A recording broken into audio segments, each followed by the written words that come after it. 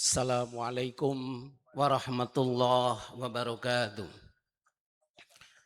Innal hamdalillah nahmaduhu wa nasta'inuhu wa nastaghfiruh wa na'udzu billahi min syururi anfusina wa min sayyiati a'malina. May yahdihillahu fala mudhillalah wa may yudlil fala hadiyalah. Asyhadu an la ilaha illallah wahdahu la syarikalah wa asyhadu anna Muhammadan abduhu wa rasuluhu wa la nabiyya ba'dah. Allahumma shalli ala Muhammadin wa ala alihi wa sahbihi ajmain. Amma ba'du. Allahu akbar. Allahu akbar. Allahu akbar. Allahu akbar. Allahu akbar. Allahu akbar kabira walhamdulillahi katsira wa subhanallahi bukrata wa asila. La ilaha illallah wahdah sadaqa wa'dah wa nasara 'abdah wa azza jundahu wa zamal akhzaba wahdah. La ilaha illallah wallahu akbar. Allahu akbar walillahil hamd. Jamaah salat Idul Adha rahimakumullah. Melalui khutbah pagi ini, izinkan kami mencoba membahas hubungan spiritualitas Nabiullah Ibrahim alaihissalam dengan krisis global yang sekarang masih berlangsung dan akan terus berlangsung, serta nubuah akhir zaman. Tema ini cukup menarik untuk dibicarakan karena mempertemukan beberapa tokoh penting dan wilayah strategis yang mempengaruhi peradaban umat manusia, yaitu Nabiullah Ibrahim alaihissalam. Perjalanan hidupnya pada sekitar 2000 tahun sebelum Masehi melewati beberapa negara yang hari ini sedang berperang dan berpengaruh terhadap krisis global yang sering dihubungkan dengan nubuah akhir zaman, yaitu wahyu atau kabar kenabian mengenai kejadian-kejadian menjelang akhir zaman. Di dalamnya termasuk tanda-tanda kerusakan moral, peristiwa besar seperti kemunculan Dajjal hingga datangnya hari kiamat. Tujuannya sebagai peringatan agar umat manusia memperkuat keimanan. Nabi Ibrahim berasal dari Ur-Kasdim, sebuah kota kuno di wilayah Mesopotamia yang kini merupakan wilayah negara Irak Selatan. Beliau lahir di lingkungan yang dipimpin oleh Raja Namrud. Ur-Kasdim yang saat itu merupakan pusat peradaban besar. Kota ini dikenal dengan kemajuan ilmu pengetahuan, arsitektur, dan sistem pemerintahan, namun juga sangat kental dengan penyembahan berhala dan penyimpangan akidah. Karena perlawanan terhadap kekuasaan Raja Namrud yang berakhir dengan kisah pembakaran, mengharuskan Ibrahim berpindah menuju Sam dan Palestina, tepatnya di Hebron, dan atas perintah Allah, Ibrahim membawa Hajar dan Ismail ke lembah Tandus, yang hari ini kita sebut sebagai Mekah Al-Mukarramah.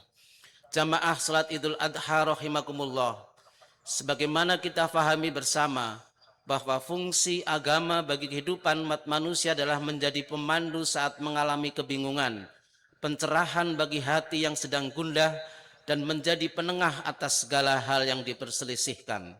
Melalui Al-Quran, Allah menegaskan dalam surat An-Nahl ayat 64, wa ma anzalna alaikal kitaba illa litubayyina lahumul ladzi ikhtalafu fih wa hudaw wa rahmatan liqaumi yu'minun.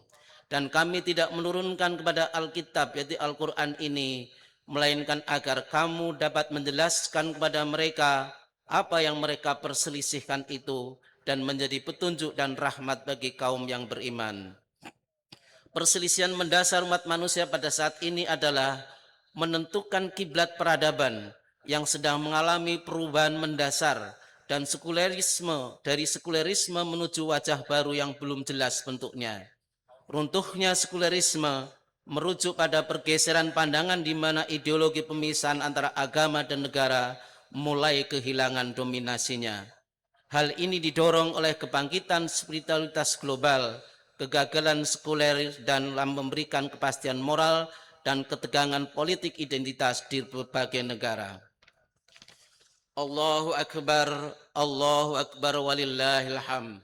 Spiritualitas merupakan proses pencarian makna, tujuan, dan nilai-nilai luhur dalam hidup.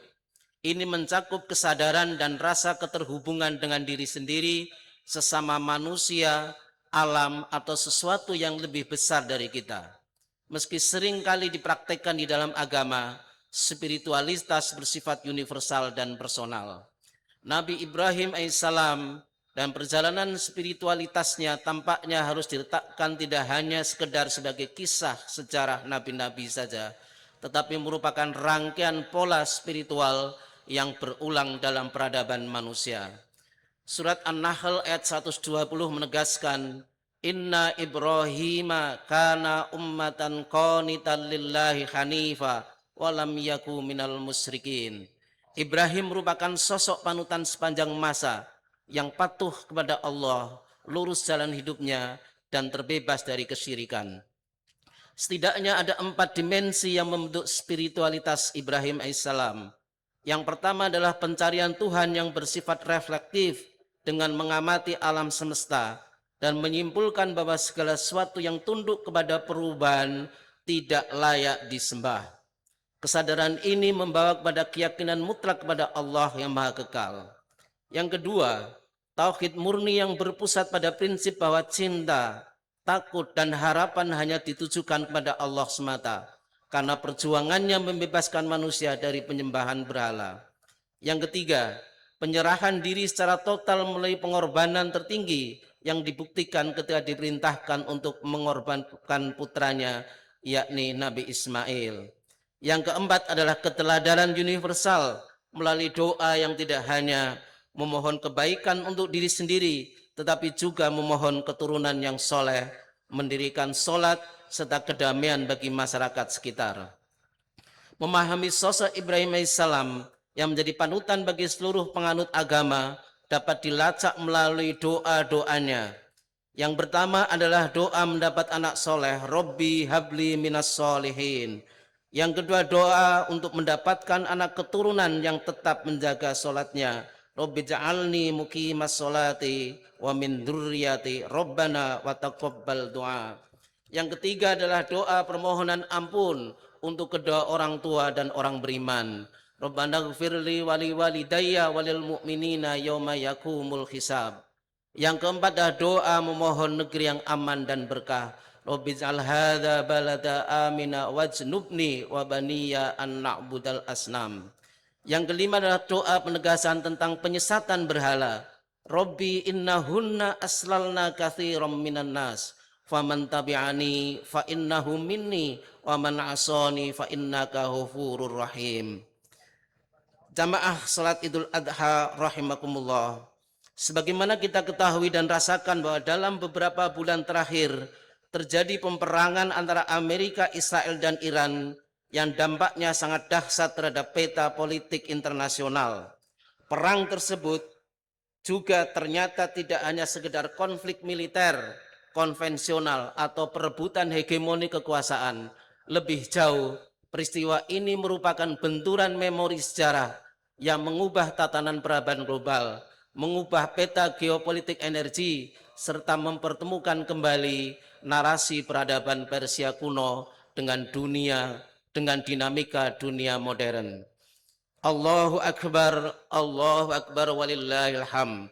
Dampak dari peperangan yang demikian kejam dan meluluh lantakkan peradaban yang telah dibangun serta melahirkan krisis global dalam pandangan Islam disikapi sebagai ujian keimanan, peringatan atas ketidakadilan sistem, dan momentum introspeksi. Islam menawarkan solusi sistematik yang berbasis moral. Dalam Al-Quran, setiap kesulitan atau musibah memiliki tujuan spiritual yang berbeda, yaitu terletak pada target penerima dan tujuan utamanya. Yang pertama, dianggap sebagai ujian untuk mengukur kadar keimanan, kesabaran, dan mensyukuri nikmat dengan berbagai bentuk perubahan kesenangan maupun kesusahan. Alladzi khalaqal mauta wal hayata liyabluwakum ayyukum ahsanu amala. Yang kedua dianggap sebagai cobaan diberikan kepada orang yang mampu beriman untuk menyaring, membersihkan dan menampakkan siapa yang benar-benar jujur dalam keimanannya serta siapa yang munafik. Cobaan biasanya berupa rintangan atau kesulitan yang berat. Ahasiban nasu ayyutraku ayyakulu amanna wahum la yuftanun. Dianggap sebagai peringatan, yaitu berupa teguran dari Allah agar manusia yang mulai lalai, bermaksiat atau menyimpang segera tersadar dan bertaubat sebelum terlambat. Peringatan ini biasanya menimpa para hamba Allah yang beriman maupun orang yang berbuat zalim dalam skala ringan, sebagaimana dijelaskan dalam Al-Quran surat As-Sajdah ayat 21. Dianggap sebagai azab, yaitu hukuman atau siksaan mutlak karena perbuatan dosa, penolakan terhadap kebenaran dan kezaliman yang terus-menerus dilakukan walau telah diberi peringatan. Azab biasanya ditimpakan di dunia seperti umat zaman terdahulu maupun di akhirat.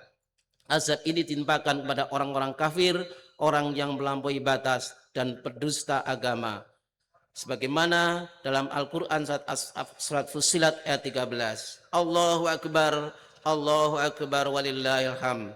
Sekalipun krisis global ini menyakitkan, namun menyisakan hikmah berupa optimisme baru akan adanya perubahan peta peradaban dunia yang selama ini didominasi oleh paham sekulerisme dan hedonisme yang melahirkan realisme baru terutama di Timur Tengah. Para ahli memprediksi bahwa krisis global kali ini merupakan tahapan penting menuju perubahan peradaban umat manusia yang selama ini didominasi oleh kekuatan negara adidaya. Dalam suasana ketidakpastian ini, seringkali di kalangan umat Islam muncul reaksi tertentu yang menyadarkan pada tafsir atau sumber utama baik Al-Quran maupun Al-Hadis. Salah satunya dihubungkan nubuah akhir zaman, yaitu pernyataan tentang kemungkinannya akan terjadi mengenai peristiwa-peristiwa besar yang menandai berakhirnya dunia atau zaman ini. Keyakinan umat Islam terhadap nubuah atau kenabian akhir zaman berakar dari kebutuhan psikologis untuk mencari kepastian di tengah ketidakpastian dunia. Nubuah ini bermanfaat meredakan kecemasan eksistensial, menjelaskan arah tujuan sejarah dan memberikan kepastian bahwa segala peristiwa yang terjadi di dunia memiliki skenario dan ujung akhir yang jelas. Di samping itu, nubuah tentang kedatangan tokoh seperti Imam Mahdi dan Nabi Isa serta adanya hari pembalasan dapat memenuhi kebutuhan psikologis berupa hadirnya janji keadilan, menggantikan ketimpangan, penindasan dan kejahatan yang merajalela tanpa balasan yang setimpal di dunia. Panduan moral ini dapat menjadi mekanisme pertahanan manusiawi terhadap realitas zaman yang terus berubah. Beragamnya pandangan mengenai nubuah atau tanda-tanda akhir zaman harus disikapi dengan arif, yaitu memastikan segala informasi harus bersumber pada Al-Quran dan hadis sahih. Prinsip dasar dari hari kiamat adalah hak Allah semata. Pengetahuan mengenai waktu pasti terjadinya kiamat adalah rahasia mutlak Allah SWT, sehingga segala bentuk ramalan, prediksi atau penanggalan yang mengklaim mengetahui kapan hari akhir tidak boleh dijadikan dasar argumentasi. Dalam Al-Quran setidaknya ada dua informasi penting tentang tanda-tanda akhir zaman, yaitu yang pertama adalah kemunculan Dabah dan yang kedua adalah munculnya Ya'juj dan Ma'juj dalam surat Al-Anbiya ayat 96 sampai 97. Menguatnya isu nubuah, tanda-tanda hari kiamat yang tidak diimbangi dengan literasi agama yang benar dapat memicu persoalan penyimpangan praktek keagamaan bahkan kepanikan massal, memunculkan fanatisme kelompok yang berlebihan serta dapat mengabaikan tanggung jawab pribadi berupa kemaslahan bekerja karena kehilangan harapan dan cita-cita masa depan. Padahal dengan terang hadis Nabi Muhammad SAW menegaskan bahwa sekalipun kiamat terjadi, apabila masih ada peluang untuk menanam tunas, maka wajib ditanam karena masih ada harapan untuk tumbuh.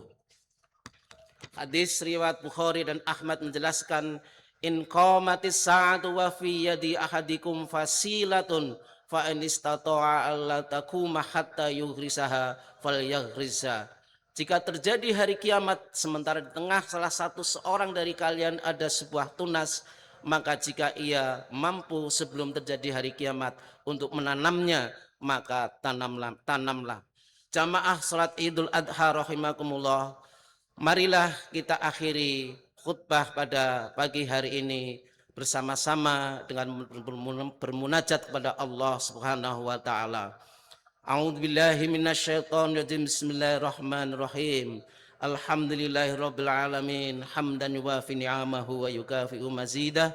Ya Rabbana lakal hamdu kama yanbahi li jalali wajhika wa 'azimi sultanik. Wassallallahu ala Muhammad wa ala alihi washabbihi ajmain. Walhamdulillahirabbil alamin. Allahumma rabbana dolamna anfusana wa illam taghfir lana wa tarhamna lanakunanna minal khasirin.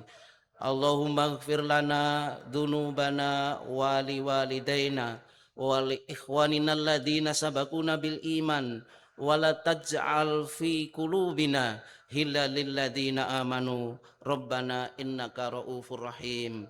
Allahumma inna na'udzubika min adabi jahannam wa min adabil qabri wa min fitnatil mahya wal mamati wa min syarri fitnatil masihid dajjal. Allahumma rabbana la tu'akhidna in nasina aw akhtana. Rabbana wa la tahmil alaina isran kama hamaltahu ala alladhina min qablina. Rabbana wa la tuhammilna ma la taqata lana bih. Wa'fu anna fir lana warhamna anta maulana fansurna 'alal qaumil kafirin. Rabbana atina fid dunya hasanah wa fil akhirati hasanah wa qina adzabannar. Subhana rabbika rabbil izzati amma yasifun wa salamun 'alal mursalin walhamdulillahi rabbil alamin. Assalamualaikum warahmatullahi wabarakatuh.